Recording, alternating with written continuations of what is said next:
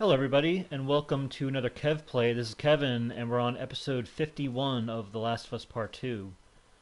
Last time we were playing as Ellie on the farm. She has a life with Dina. They're raising Jesse's child, who Jesse's passed away, obviously, and but Dina had his child, and they're raising the little baby. Um, Ellie at one point is bringing the sheep in and has a moment of uh, post traumatic stress, and she's clearly struggling with the violence and the grief and everything still from what's happened, and the life she was raised with and what's happened to Joel and the impact of that. Um, and then Tommy at one point shows up, like a few days later or however long later, and he puts the idea in her head that, oh, we found where Abby is, and we need to go try to track her down or whatever and to kill her. And Ellie wasn't. She's not about that, or at least is trying not to be about that. Um, and then Tommy stormed off. He's kind of in his own perpetual misery over everything that's been happening. Him and uh, his wife are separated. All that. Anyway, this puts the idea in Ellie's head because she still can't sleep. She still can't. Her she can't eat properly. Everything.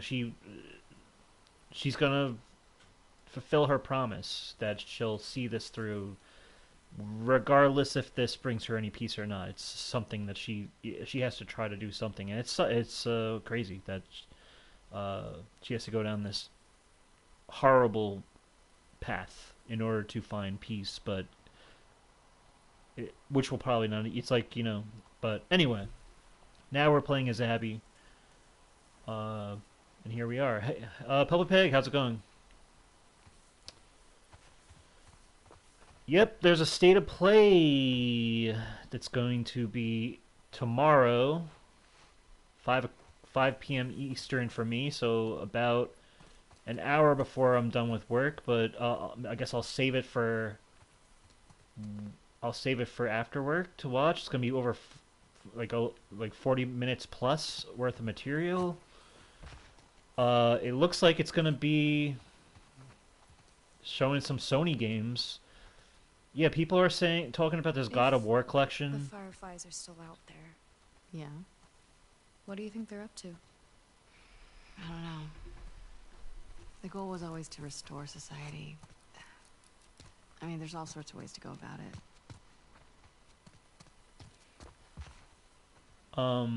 Yeah, people are thinking about this God of War collection. Seems like a strange place to find a resistance Ugh, group. just talk. We had all I sorts of love how there's outposts, big and small. so Best many way to hide from the army. gaps between them talking to each other. Like they'll be quiet and then all of a sudden they'll start talking again. It's like, um, if it's true, it's a huge debut. Um, yeah, I mean, I would have to see what it brings to the table because honestly, I played the God of War. I have God of War still on PS2 and God of War 2 and then God of War 3 for PS3. Um, and I know PS3 already has the God of War collection. I don't know. It's just like I'm not really clamoring for it, but if it's worthy, like I don't know. For some reason, PS1 games being remastered or remade are kind of like more up my alley in terms of like, wow, there's a real novelty to seeing these games with modern graphics and physics and art styles and stuff. God of War, it's just like I don't know. I mean, I'll definitely be interested. I'm glad that people are getting what they want, but I just feel like I don't know. Like, and there's people also talking about like there's gonna be like there's rumors of like a Greek prequel game that's gonna come out or something. I'll buy it. I'll get it. But I have like all the God of War games. I have the PSP games on PS3. I have Ascension, the Norse game. Like, there's a lot of them. I feel satisfied with God of War. I don't know. I don't know. It's always a good thing. It's definitely not like a Last of Us situation where they remastered it, the part one or what. You know what I mean? Like the whole joke with that. But God of War definitely could use a remake or a remaster, I guess. But I just wish they would like remaster other things like SOCOM or something. Like I feel like they're skipping towards the end of the PS2 era now to like remake things when there's such a huge catalog of games that need a facelift. I feel in but it's definitely cool. I'll take what we can get if it's something. Bloodborne, of course. Yeah, I mean I'm not a Bloodborne guy, but I know that's like a real sore spot with gamers. Like, why isn't this game being brought to like like some type of like why is or at least like a port to well not a port you know what I mean but like why aren't they like uh giving that the respect it deserves but but yeah, it just needs a 60 frames per second update, and that's it. Doesn't even need a port. Yeah, that's right. Yeah, okay. Yeah, I'm not that familiar with it, but yeah, that's what it would Where are definitely you need. going? Just a sec. The fact that Abby said just a sec implies that maybe there's somewhere to go back here. Or maybe that's just something that's programmed. I don't know.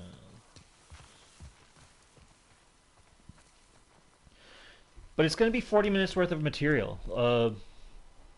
Shuhei Yoshida was like, check it out on Twitter. Like, I know he's like head of indies, but he stepped away. Um, but maybe he knows something. Maybe he knows that there's something that's gonna definitely get PlayStation fans excited. Oh yeah, I'll be definitely watching. The thing is, it's like we already know. I feel like 2025 is already in a great position for what we already know is down the pipeline at least. We know that Ghost of Yotei is aiming to be released this year. We know Death Stranding 2 is going to be aiming to release this year. Uh, Intergalactic will never release this year. That's going to be a ways off. We're still wondering about like Wolverine or whatever Insomniac chooses to. I mean, I'm guessing it's going to be Wolverine. We already saw the first trailer. They have to. I feel like that game is like overdue to kind of like give a little update in terms of like where it's at in terms of its like how ready it is for more to be shown or because we saw that Wolverine trailer like a couple of years ago now, right? Like a few years ago. Um, so there's that. We should get a Wolverine updates. I feel like Wolverine's the one where I'm like, where is that? I'm not really like again, I'm not really the biggest Marvel guy, but I enjoy the Spider-Man games, and I'd be willing to see what they can do with another character, like a big AAA outing from Insomniac. Spider-Man 2 came out 2023, end of 2023. So us getting even if they showed Wolverine and there's no release window and it's just gonna be not for this year, that would be fine. I like just to show like a gameplay thing or something. Or I don't know, would they show gameplay so early? I'm not like without it coming out this year. I'm not sure.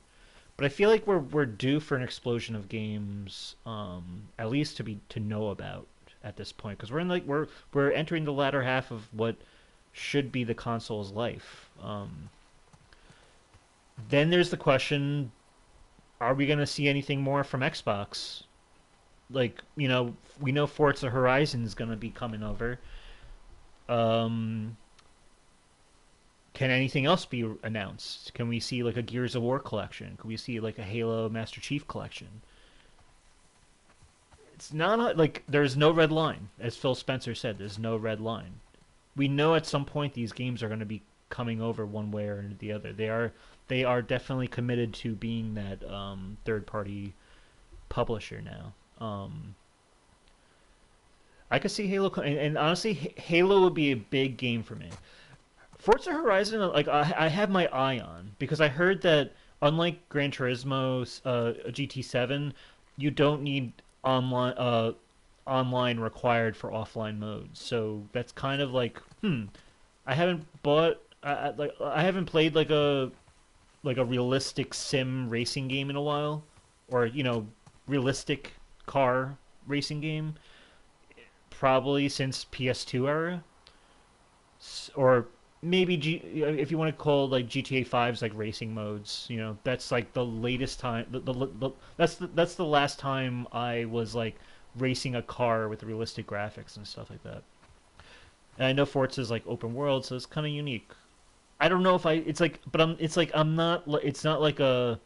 It would have to sell me on it. Whereas if Halo came over, I am picking that up day one. I'm all about that. Gears of War is a game I played it like the first game, co-op with my friend back in the day, but we never really like beat the game, and I don't really have any memory of what the story really was. I know it's not supposed to be taken too seriously. It's just like a fun like cover shooter, third person shooter. Lots of gore, lots of blood, chainsaw, and all that. I know, like, yeah, I really don't know much about Gears, but if it did come to PlayStation, I could see myself picking it up. Um, Other than that, what was I gonna say? I'm just trying to think. With all the live service games that were canceled, I'm wondering, like, when are we gonna see like something else that could be being worked on? Because I know others, like, studios do work on multiple things at once, but like how far back does that put them when their resources were split up? Trying to work on this live service game versus just straightforward single player game. Like, are we going to hear about anything from Ben Studio, or Cory Barlog's new game from Sony Santa Monica, which is like a non God of War game? That's still something that's been very mysterious. There's games like that. Again, with 2025 being so loaded with games for me already, I'm not like part of me is like I could do without any announcements, but I know at the same time we're due for them. Um, right now I'm playing a game, my first game of 2025, Kingdom Come Deliverance 2, and that's taking up. I'm just like completely invested in that world right now. I'm obsessed with it. It's a blast, and so like it's like my belly is full at the moment. It's like I wish I can get more excited for whatever we're gonna see tomorrow, but at the moment I'm really just having fun with this game, and this game will hold me over until whenever the next game is gonna be for this year, I feel. But yes, Kingdom Come Deliverance 2 is amazing. I'm so glad that I took starting like 4 months ago, I took the time to play the first game that came out in 2018. Um, the second game, it's like so much more refined in every way. There's more things you can do. It's more in depth. After playing the first game, I feel like I'm not making the same mistakes I was making in the beginning of the game that I did with the first game, because I didn't realize that like how you kind of have to like really like absorb the world and like um um get familiar with your mechanics and stuff like that, and uh do the dirty work before you start moving on to like side quests or main quests and stuff. Like you have to kind of like train yourself with different skills first. So that's what I've been doing. I haven't like I'm still in the very beginning of the main quest in the game. Um but I've been doing side quests, and I've been making like a ton of money that I need. Like I already got my like all my armor that I want. for now that at least makes me feel capable to go out into the open world and stuff.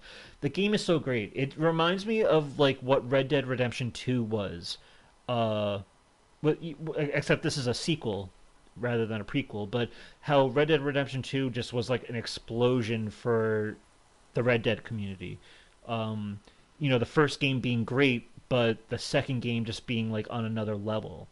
Um, and it's funny because you can actually see some inspiration that Kingdom Come Deliverance 2 takes from Red Dead 2. One being a Western cowboy game versus this being like a Bohemian knights in shining armor type game. But you're on horseback and all that stuff still. But like, there's things like where there's like the NPCs, like you can greet them or like be rude to them by pressing like L1, like it'll give you the option. That's something that was a feature that was in Red Dead 2, I remember. And I feel like because Kingdom Come came out the same time as Red Dead 2, they didn't have time to implement something like that. But now that the second game's here, years later, you can see that they very much likely have taken inspiration from that. But beyond that, there's just so much to the game that's just so like in depth and fun, uh, that just brings the game to a completely new level over the first game. I feel it's definitely a game of the year contender for me. I can already tell that it's gonna be. I'm gonna be weighing it as one of my options, like high up there. It's a masterpiece. Um, and yeah, it's holding me over for now. Definitely enjoying it. That one doesn't have a number. It's too close to be 24, 25. I love how Lev doesn't understand the concept of street numbers. Because they say we're looking for 24, 25, but this is like number 9 right here. Keep that in for 2020's Game of the Year. Well, 2025's Game of the Year. Oh, the 2020's list, yeah. You bought a new game for yourself. Lay it on me. What are you playing right now? That's weird graffiti. Does that mean fireflies? No. Nothing I recognize, at least.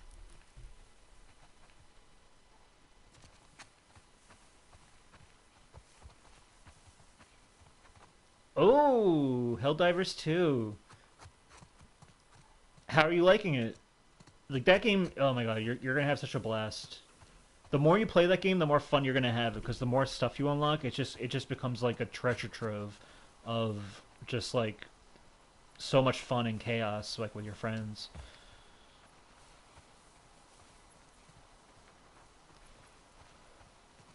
What did you name your ship? If you remember, mine's Hammer of Serenity. 24:17. Getting warmer. I hope not. I'm sweating already. You're such a goober. I What? played Nothing. I played like 1 hour, but I'm liking it. I think the best way I think, um, you need to find people who are going to throw you in the deep end, who can give you because you can because if you're on their ship, they can take you to like the higher difficulties, and they can like the 3 people who are in that party, including you, um, will still be able to get whatever the mission is like and or whatever done, and you'll get so much more rewards for just like even if you're a weak link in that party, your team will still accomplish it. Like I tell that to everybody who starts off new that's kind of the way to kind of really uh, get the most samples and all the currency that you can get to start upgrading your weapons and all that stuff. But at the same time, play at your own pace on your own if you feel comfortable with that. But just think of that.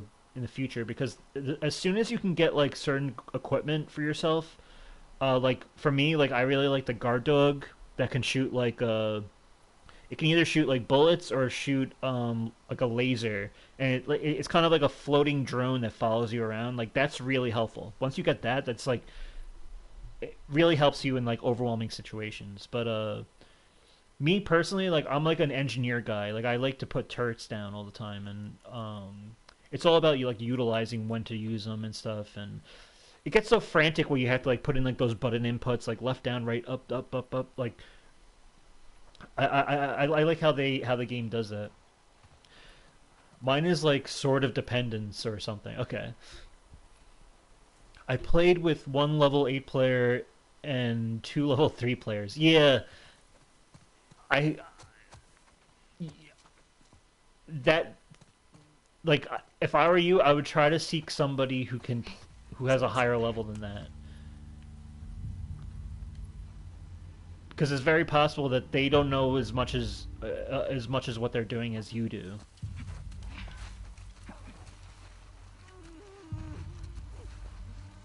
Oh, there's infected.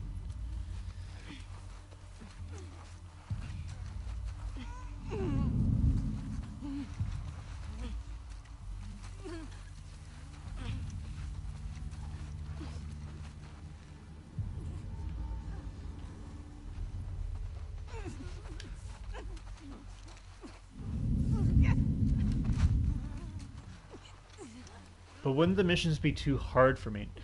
If you're playing with people who know what they're doing,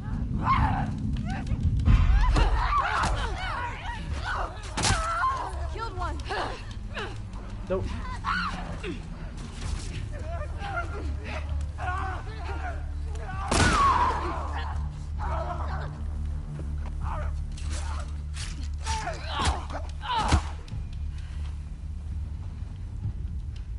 All right. All right. We're good. Maybe.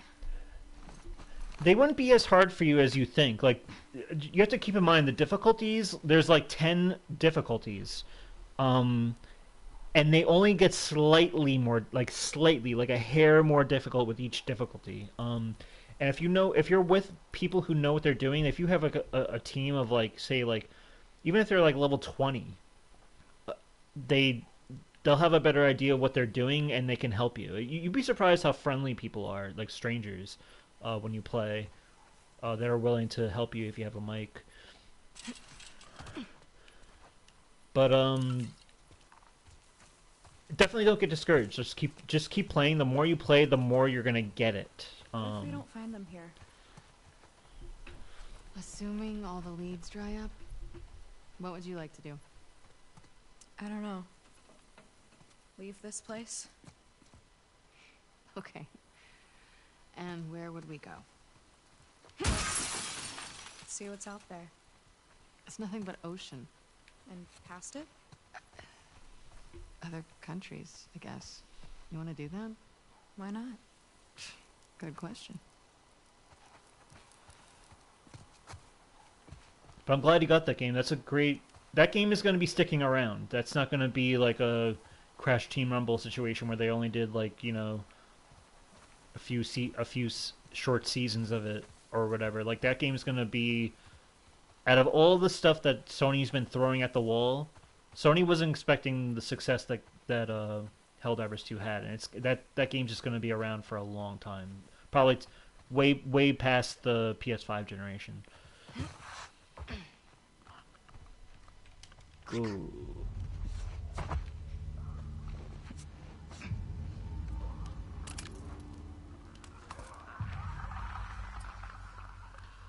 Where's all my stuff? That's a good question.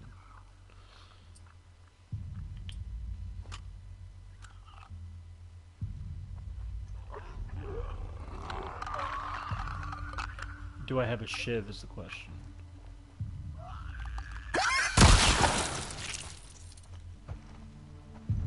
Was there a second clicker? Or just one? Oh, quiet now. Okay, I'll take it. Good. I knew something was out there. Yes, you did. Keep your guard up. go back to finding that house. What we got here? 24, 25. Attaboy. The Rattlers are here. No one is gonna make me their fucking slave. Andrew, Logan, Ori, Daddy is coming to see you. Okay, the Rattlers are... Apparently the Rattlers make people their slaves. That's not good. What we got here? It's not... This looks even worse. Okay. What do you want to do for dinner tonight? We've got those lobsters I caught yesterday. They're still in a bucket on the deck. Ooh, yeah. Genius. And we've got a few strawberries left. If we find fireflies, we'll celebrate with strawberries. If we don't, we'll console ourselves with strawberries. Cool.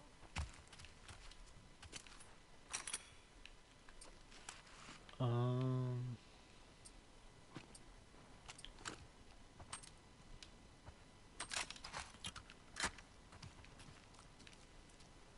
Alright, so... I guess we'll just get into what we've been doing. And by the way, I was going to do this sooner, but the PlayStation Network was down the other day for a day. Kind of sucked. Actually, when I booted up the PS4, it made me do an update, and it was for like security issue, like a security increase or something. Plus, I've been playing Kingdom Come Deliverance too, so that's kind of been like taking up my time a bit. I needed a good week of just playing that because it's just been so much fun. Does that give you 2011 flashbacks? It doesn't give me any flashbacks because I didn't get the PS2. I mean, I didn't get the PS3 till after that, like probably a little bit after that happened. So for me, I definitely know about that historically though, and you know it being out for so long. I also heard that that Sony got rid of a lot of like shovelware, like bait games on the PSN store, games that are like designed for easy platinums that are like really terrible games, just like stupid games that like not grifters, well I guess grifters put on the store, because apparently Sony will like let any game possible on their store. They have like no standards.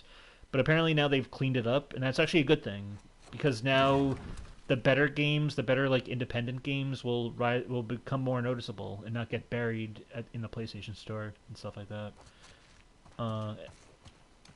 So yeah.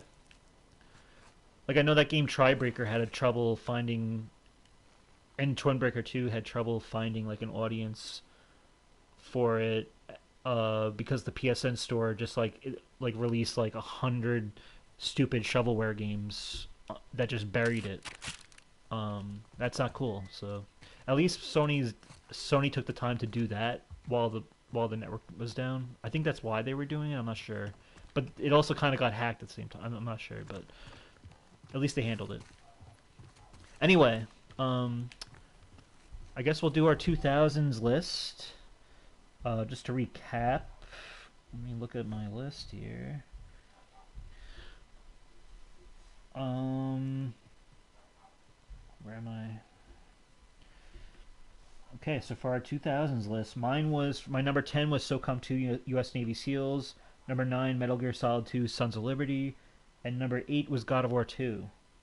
Your list, your number 10 was Mario Kart DS, number 9 was Soul Calibur 2, and number 8 was Def Jam Fight for New York. So we can do our number 7s now. I'll start.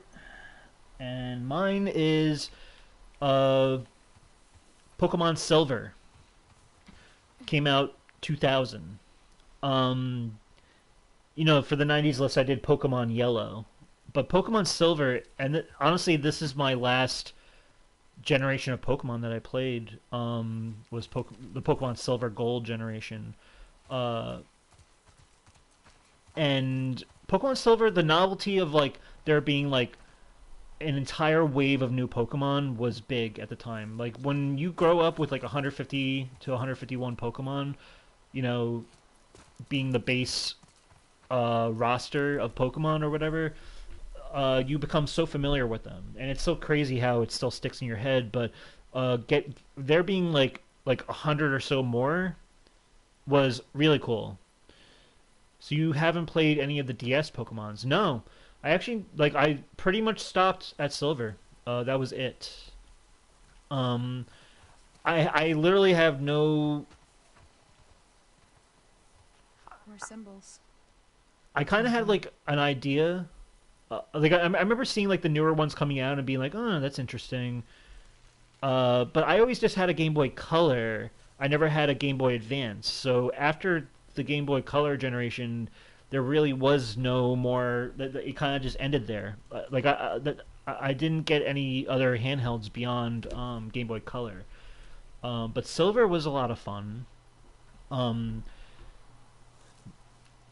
Being a lot more refined than the first generation too. I really liked. I liked how the sprites looked more like the art style looked a little bit more cleaner.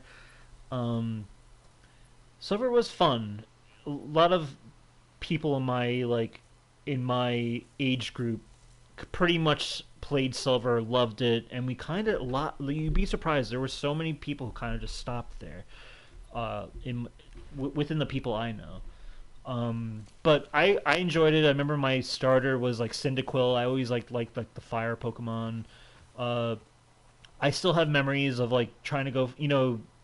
Silver is like the Lugia, or is it Lugia or Lugia? I think it's Lugia.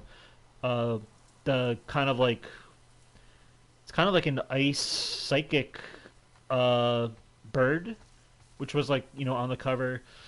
I remember getting Lugia. You were able to transfer your old Pokemon from Pokemon Red, Blue, and Yellow to Silver using like the time machine or whatever, which was really a really cool feature. Being able to breed Pokemon, like Pokemon being different genders, was introduced. Um, I have so many memories of like trying to. I remember the first like legendary Pokemon I got was uh Suicune, or it's like Suicune. It's like a water dog, water psychic dog or something. And then I would try to find Entei and Raikou. I think Raikou is the other one. Um, you would have to like fly around and chase where it was located and hope that you can find it in the grass. It was always so that is like a very core memory in that game. I love the game. The new Pokemon like the unknowns and like Hoot Hoot and or Noctowl and all like there were so many cool things. There was such the lore was cool. I like how you can get different colored Pokemon, like getting like the red Gyarados in the lake and stuff like that. Um, a lot of fun, and the post game was a huge surprise when you because you're basically in Johto, and if you watched the show, you were aware of what the game was of where like the lore of like Ash's journey takes him after Kanto. It takes him to Johto, which is the new one, like the new kind of region, and you know, even in the Kanto series of the anime, like it was like um you were introduced to some new Pokemon like Togepi, and then finally you're able to play as Togepi in this one, um, or not play as Togepi, but you know what I mean, like have Togepi in your roster and all that. Um, I think in the show, the first episode shows Ho-Oh, which is the gold version's like cover bird, like the Firebird, kind of rainbow bird or whatever it was. You see that bird at the very end of the pilot, the very first episode. Um, but yeah, spoiler. Um, it's pretty 25-year spoiler at this point. But like after you beat the Johto region, they open up the Kanto region for you again to do the gym badges. That was a huge surprise for me as a kid. You have to remember, like in 2000, like the internet was there, but and there you probably could have stumbled across that information on the internet, but for a lot of people like me, like you kind of just found out by playing the game. Like, there really wasn't like I wasn't like frequenting any like forums to find that out or anything or to be spoiled on it. So that was cool. But yeah, that was my number 7. Pokemon Silver, a lot of fun. Always enjoyed Let's that see. game. Did you play Pokemon Silver? Or Gold? Or Crystal? Good enough. Because I remember Crystal was the... Crystal was probably one of the last games I could have got for the color, I think. Crystal was kind of what Pokemon Yellow was to Red and Blue. It was kind of like the third game. I never played it. I think it had the Suicune character, Suicune or whatever, however you say it, on the cover. But yeah, definitely a fun game that I played a lot of, and I have a lot of fond memories for. I do remember playing a Pokemon game, but I can't remember which one. Okay. You don't remember the generation, or you? I feel like you would enjoy it if you played, if you went back to one.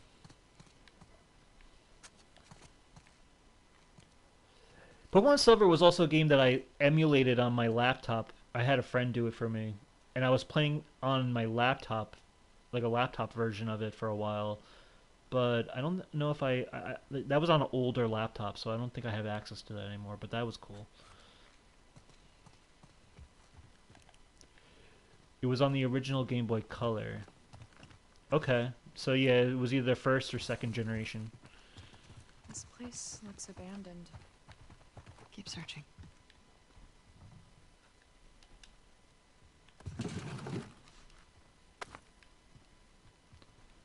But yeah, that's my number 7. How about Painted you? the indoors to look like the outdoors, but plants don't look like that. It's more like a child's dream version of the outdoors.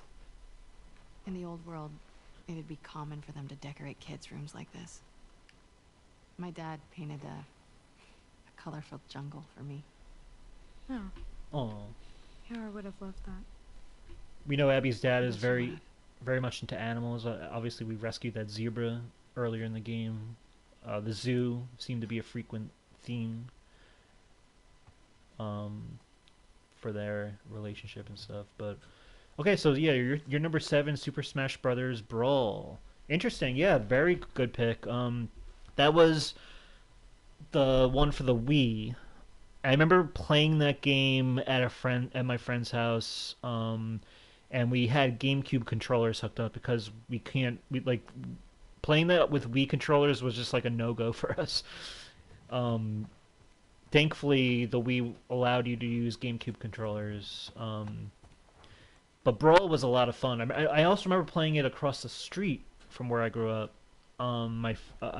Another high school friend of mine had that, and we would play. I of course always mained Pikachu. I love how Pikachu becomes so. I love how Pikachu feels in the later games like that of Super Smash. Like great in in Super Smash 64, but like just as just more refined, but yet it still has the same move sets, but kind of has some tweaks to it that makes it a little bit more interesting. Um, but yeah, Brawl was a lot of fun. What would you say is your main for Brawl? Super Smash Brothers 3DS was my favorite Smash game back in the day, but one day my 3DS stick broke, so I had to play Brawl instead. Okay, so did you become more um, accustomed to Brawl as a more favorable game to play, or was it just kind of like you had to resort to it?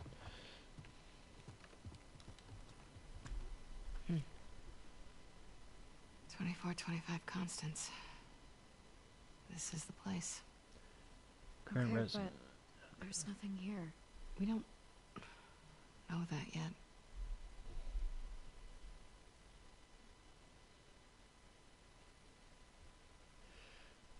Okay, so current resident 2425 Constance Avenue, Santa Barbara, California 93105. I kind of want to go outside again, make sure I didn't miss any houses, because if this is like a house that's going to be progressing, I don't want to progress too soon. Let's just see what's over here first. Oh, so you had to resort to it. Okay, but Brawl is still fun. Wh- uh, I like that stage. It's the castle. It's not. I forgot what it's called, but I think it's a Link stage. But it's like the one where you can go like under the ground a bit, and there's like a platform underneath the ground, and then you can go back up.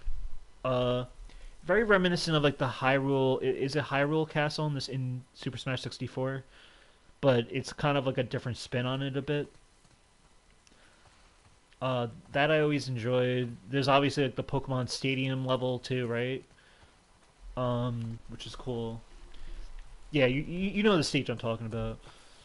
But so we're in Santa Barbara, California, by the way. If we haven't, if this isn't clear yet.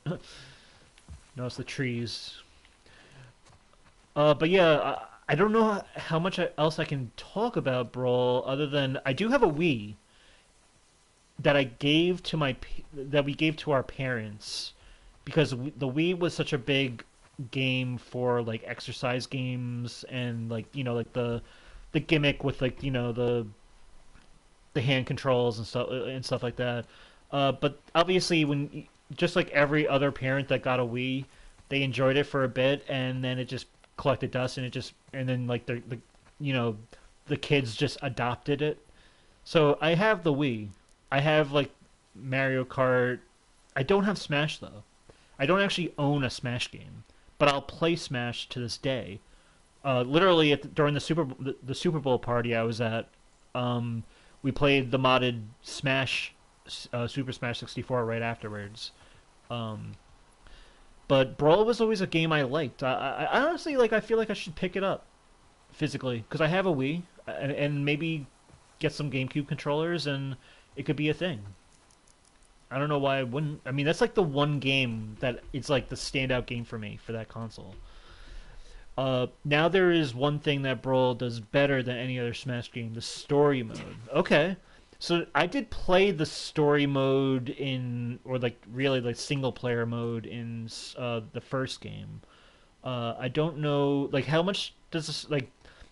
I know it can just be like oh you're just fighting like in a unique way against enemies where they'll throw like multiple at you or something or whatever. Does it change beyond that compared to the first game, or is there an actual like story going on like where like it depends on who you chose, or is it more like PlayStation All Stars where it's just like maybe they'll have like little cutscenes with the character you had, uh, and that's about it? Because I can't imagine with how many characters there are that they went really in depth with each character having their own kind of like spin on the story. But I don't know, you tell me. Or is it just like a kind of like complete each stage and it's just a lot of fun single player experience? I found it really fun. It featured the characters actually interacting with each other. Okay, so it is kind of similar to PlayStation All Stars, where they would kind of have like a little bit of a rival, and they would have a little bit of a cutscene between stages. That's cool. Yeah, that's a game I would pick up. I don't know why I've been sleeping on that for so long. Just to have it. The thing is, like, my sister, she doesn't really like fighting games because I remember when I got the PlayStation All Stars game, she like entertained it for a bit, but she's not really into it. Um, I feel like Smash has like a learning curve that can very easily turn like new players off. You kind of had to like you kind of have to like be on board with the genre, obviously, and then you also have to have the experience and like really get good, as the kids say. But yeah, that's a cool game. Locked. Maybe there's another way in? Are you being positive? I'm trying to be helpful. You're always helpful. You said story was fun, beating up enemies from many Nintendo games, and fighting Ridley. Who's Ridley? Is Ridley like the big bad of the game or something? Because I know the first game, aren't you fighting like the glove or something? It's been so long since I played that single player of the first game. But I think you're playing like the big master hand. I think it's called, right, in the first game. But so I don't know who Ridley is. No, that big lizard dragon from Metroid. Ah, okay. Yeah, I'm not too familiar with Metroid either, but that's also another game that I hear is like a big to do game to get if you're into Nintendo. You know, being in like the first person, a great first person shooter and all that.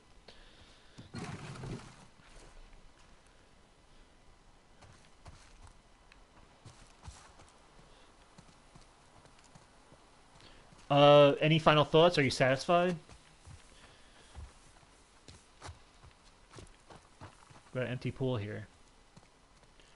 Yeah, that's your number 7. Okay, great pick. I would love to have a Smash game for my 2000s. That's something I should have considered. But my 2000s really exploded where there are a lot of games from different IPs that I do love. And I did include Smash for my 90s one at least, but yeah, that's good. I played it. I probably played Brawl more than Melee.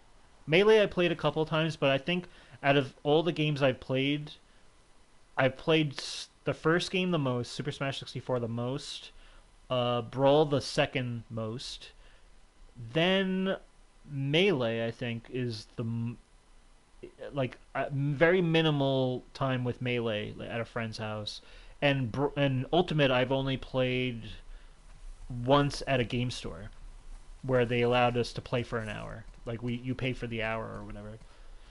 Um, and Ultimate, as cool as Ultimate is, I couldn't play on that little Switch. Uh, whatever it's called, the thing that's the controller being the half of the Switch controller or whatever it is. But cool pick. Okay, so I guess we'll go to my number 6. My number 6 is Uncharted 2: Among Thieves. I think out of all the Uncharted's, at least for the first 3 games, without a doubt, Uncharted 2 is the most solid story for me. It's obviously a huge jump in almost every category over the first game. As much as I enjoy the first game, um, yeah, the Joy-Con. That's what I meant to be saying. Um, Uncharted 2 is like the game that really put Sony on the map in terms of what its first party is really capable of. Like PS3 was like struggling for a bit when it first came out. Uncharted 2 is really the first game where it's like this is a storytelling company. Like we can make great story games on a great budget, AAA quality.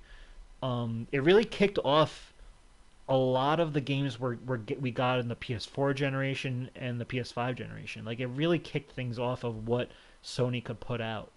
Uh, Uncharted 2, incredible game, one of the most like iconic starts to a video game, being the train being the train hanging over the cliff and Nathan Drake has to climb his way up. The way the camera fools you at first, thinking he's just like sitting on a train, and then realizing like the gravity, like things are falling.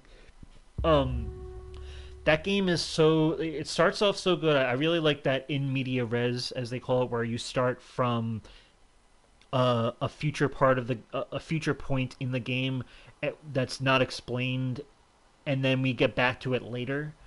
Um, you don't even really realize it until you realize that you're starting to board a train.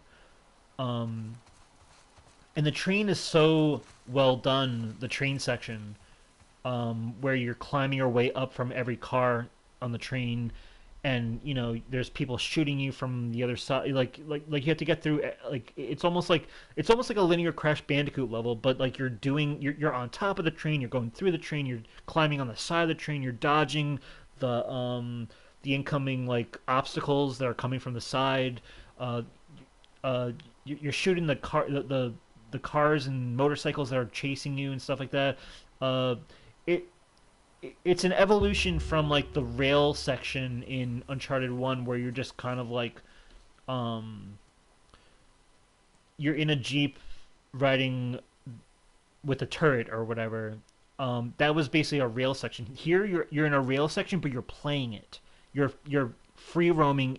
You're able to control. I love how Uncharted 2 just gives you control over the cinematic moment. Um, and it's not the first game I played where you're in a train in a moving train. Uh, I think of like James Bond every 007 James Bond Everything or Nothing, which was the first third person James Bond game that came out in 2003. Was it 2003? Yeah, it was 2003. So about 5 years before that, and there was a game, and in that game you are climbing the cars, like every train car to get ahead, or whatever, and it was moving. People forget that, but yeah, what was great with Uncharted 2 though is that you're in an actual level as the train's moving. Like it's not just like scenery that's going on behind you. Like the train is actually moving through the level. Um, and I love how they elevate that with each sequel. Uncharted 3, like the caravan convoy and every or no, because Uncharted 2 has the caravan sequence too, where like you're jumping from different trucks. That was really cool. I love like the boss, like Lazarevich. He's very over the top, but I like that. I like kind of like him being like this warmonger foe for Nathan. I like how the game kind of tricks you into thinking that Chloe is the next kind of like Bond girl, and Elena is not going to be part of the story anymore. And then Elena shows up like midway through, and it's like, no, Elena's still a very important character. Um, the introduction of Chloe is obviously great. Sully having more of a role than the first game, or a little bit lesser role actually. He gets more of a role in the third game. But the game is just so tight. Every story beat of that game, it balances being a pulpy adventure game with kind of like logistics of like when guns are drawn, Nathan kind of gets out of situations in a way that is very feasible and doesn't feel like a cheat or anything. Um, Second game is just so much fun. I love like the Tibet stuff with like uh, te- what was it, Tenjin or the shaman guy or whatever. I love like the supernatural elements with like the Yeti guys or whatever. A lot of fun, but Uncharted 2 was the first game that made me go that really made me impressed. Was when you're in the building and a helicopter shoots a rocket at the building and the building starts to tip and all the stuff in the room with you in the building, like the tables, chairs, all that, they start like gravity starts taking place and they start moving, and you start moving too, but you actually have control over what's happening. Even though you're stumbling, you're controlling yourself as you're going. So I remember being like, "Wow, this is a the most cinematic moment I've ever seen in a video game where you actually are still in control of what's happening." The game didn't take the control away from you in order to show you a cutscene or to show you like an in-game cinematic moment. It kept you in it. That was the first time in a while in video games where I was like, "Wow, this is insane! What Naughty Dog is pulling off here." You said I replayed the Uncharted games in crushing mode, and Uncharted 2 is the only one I enjoyed playing through. Yeah, in crushing mode, it's gonna be hard to enjoy uh, the gameplay of the game with the actual, you know, experience of just like the story and all that. But yeah, Uncharted 2's crushing mode, I could see you having. I could see that being one of the more better experiences, especially compared to one where one just kept throwing you waves and waves and waves of enemies, whereas Uncharted 2 felt a little bit more balanced in that respect. But this game might be on my list. Okay, okay, that's good. It definitely, honestly, like because you have the first three games to choose from. The reason I didn't choose the third game is because I always said this. as refined as the third game is, in a lot of ways more than the second game. The story feels like it's built around the set pieces, like the cinematic set pieces, like the like the cruise ship, the the the burning France building or whatever it was. The spiders, the in the cave or whatever. The obviously uh, the plane moment and all that.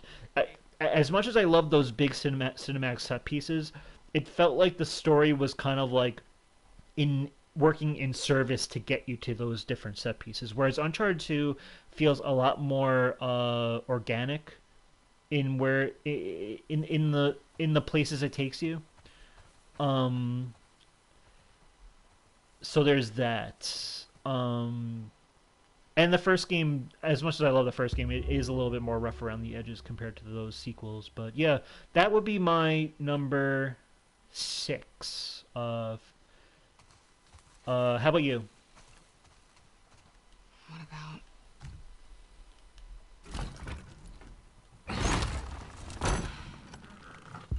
Everything's empty.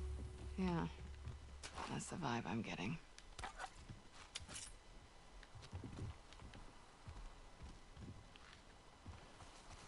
Number 6, Kingdom Hearts 2. Okay. Kingdom Hearts is Remember a... the last time we were in a pool? Oh, you mean when we were plummeting to our doom? Yeah, I have a small recollection of it. If it makes you feel better, I also thought we were gonna die. Nope. Doesn't make me feel better. Kingdom Hearts 2, yeah. So Kingdom Hearts was a game... I've never played any of these games. They always sort of perplexed me how they were incorporating Disney characters into kind of like a anime setting. But I was always intrigued because for some reason the commitment to that premise seemed to be done very well. As absurd as it may seem on paper. I imagine it's fun in the same way you're at Disney World and you see different Disney characters, and you're wondering who am I going to see next, and there being sequels, you're wondering like who else can they add, if you're into that world. But I don't know much about Kingdom Hearts at all. I don't know what's going on in the story. I don't know anything. All I know is that I've always just been intrigued by the concept. But you enjoyed the second game. How many games are there at this point? Wasn't there a game recently that came out? Okay, so this is a bust. Let's see where we can go.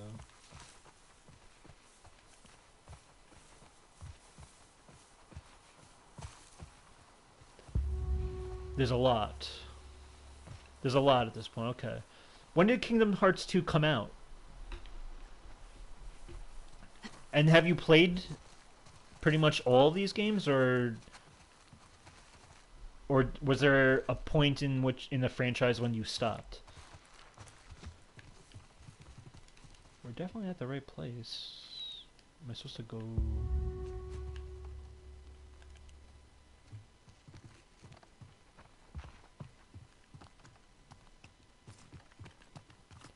Don't want to use any hints.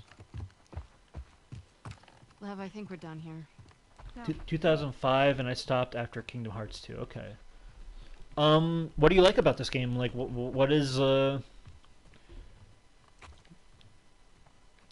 what drew you to it? What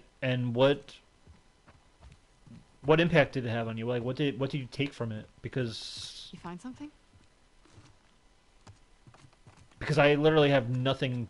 I couldn't even add to the conversation, but I'm interested to know what these games bring for people. What do we have here? Ooh, gun. Is it really nothing? It can't be. The combat is really good. It feels solid and fluent. Is it similar to like Final Fantasy's combat? Like kind of like that whimsical kind of like using magic, uh, kind of like sword combat stuff like that.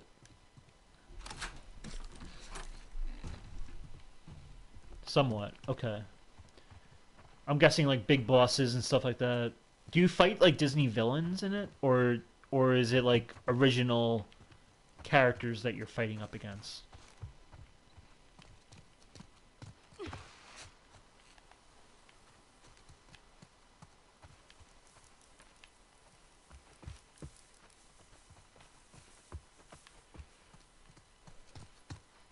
You get Donald, Goofy, and Goofy fighting with you. Donald is the mage, and Goofy uses a shield. Saying this out loud is so absurd, but I love it. So I'm guessing you're controlling your party with you, like you have a party with you. Um, does the party change, or are you with Donald and Goofy throughout the whole game? And also, do they have like any? I'm guessing they have kind of like a story arc going for themselves. Like by the end of the game, are you kind of like, wow, I feel like I completed Goofy's story or Donald's story here? Like I feel like they told me a story with them. I imagine because I feel like there needs to be a lot of lore in a game like this. I don't know what I'm supposed to be doing, by the way. Donald and Goofy's AI is AI and with you the whole game. Okay, right. Yeah, so they're like partners. Gotcha.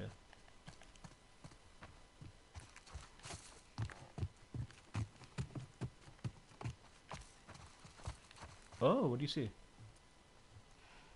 Scratches.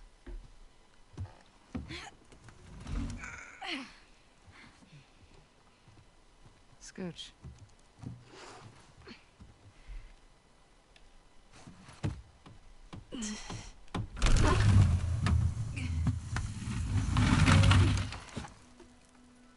Why is it sealed? Is the question. Hello?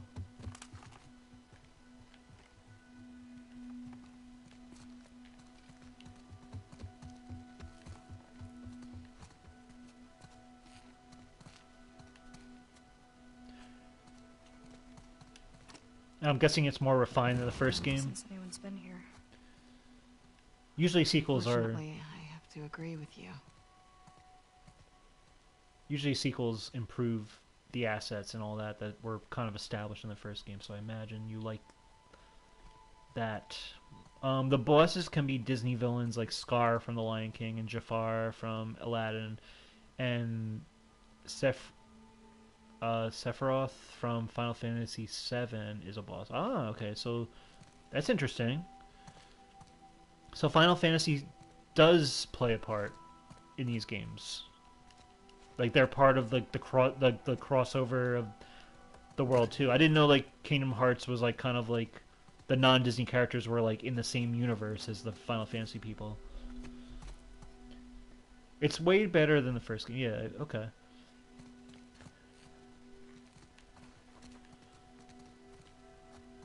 Pretty nice barracks, all things considered.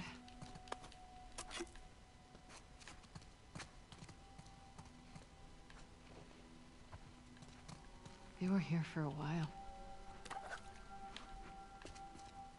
That's the shower, right? Mm-hmm.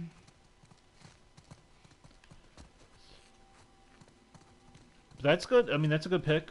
Kingdom Hearts. I didn't. It does make sense. You're a big Final Fantasy guy, and I imagine you would have enjoyed. And I know you love kind of like the universe of a certain characters, like sort of like how Crash Bandicoot is like a universe of like these like mascot type characters. Disney, I feel like, is like right up your alley with that.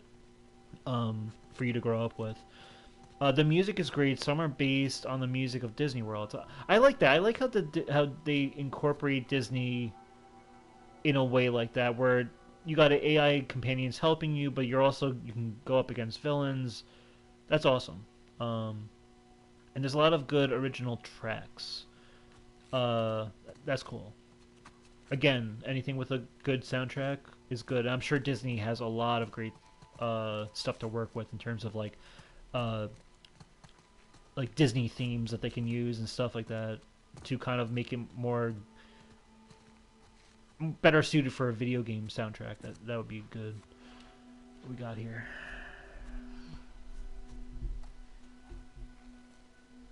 They had power down here. Look around.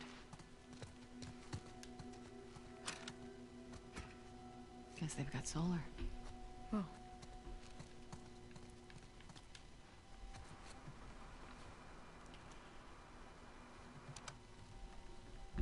Is this frequency currently in use? This is... Do you see a call sign anywhere? Oh, a what? It's a short list of numbers and letters. Hmm. Okay. This is Abby from Santa Barbara. Can anyone hear me? Standing by. Is anyone out there? What's this? Those are frequencies.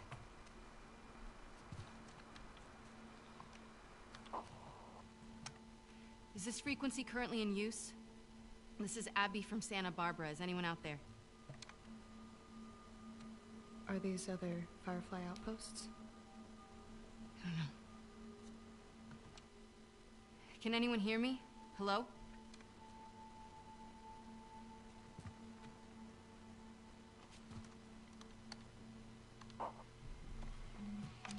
Is this frequency currently in use? This is Abby from Santa Barbara. Hello? Hello?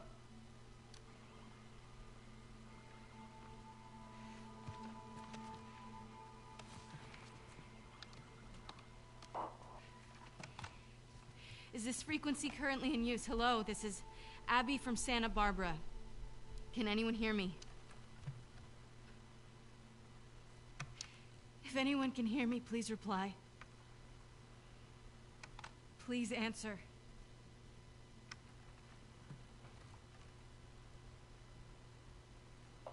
Hi, Abby. We got a clear signal on you. Where in Santa Barbara you calling from? 2425 Constance. We got a tip about a base, but there's no one here. We're looking for fireflies. I'm a firefly. Where were you stationed? I was part of the Salt Lake outpost. Who ran that facility? Dr. Jerry Anderson. He was my dad. Well, how about that? We pulled everyone back from the satellite stations and brought them back here to home base. How many of you are there? We're about 200 strong now, with a few more every month. Oh, that's right. You're about to get 2 more. How do we find you? Get to Catalina Island. Approach the large domed building in Avalon. We'll find you. Okay. Okay, we'll see you soon. Over and out. Looking forward to it. Good luck, Abby from Santa Barbara. Over and out. Come on, let's get back to the sailboat. All right, so Abby found. Okay. Fine. You were right. What was that? Why do you make me repeat whenever I'm wrong? 'Cause it makes me feel better. And 'cause it happens so rarely.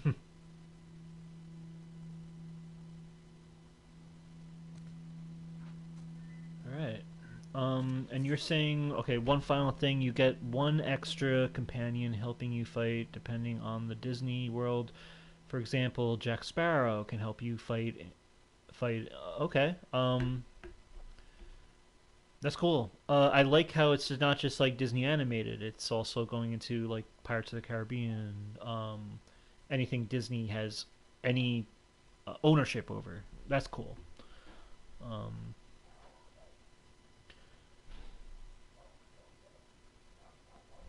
But do you get to choose though, or do they just add another one?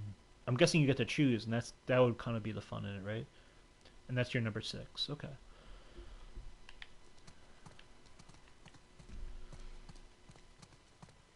All right. But I guess you get to choose, right?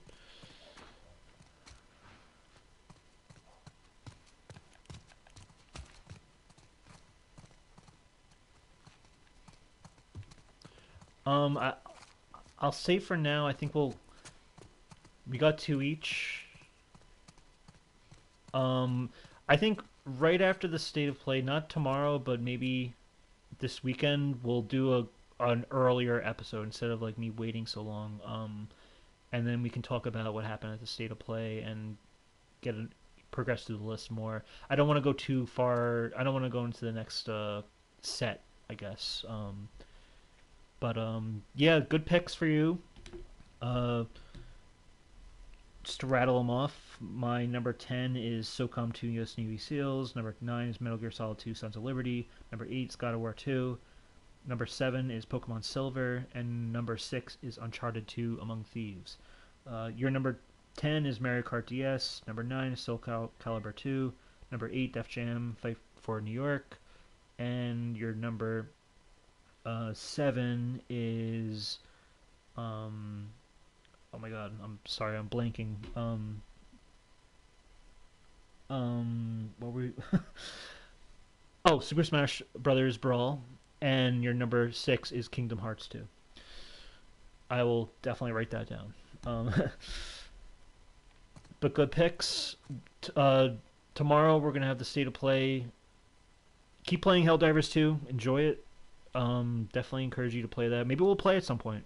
I'm I'm like level 50 something at this point, so I can definitely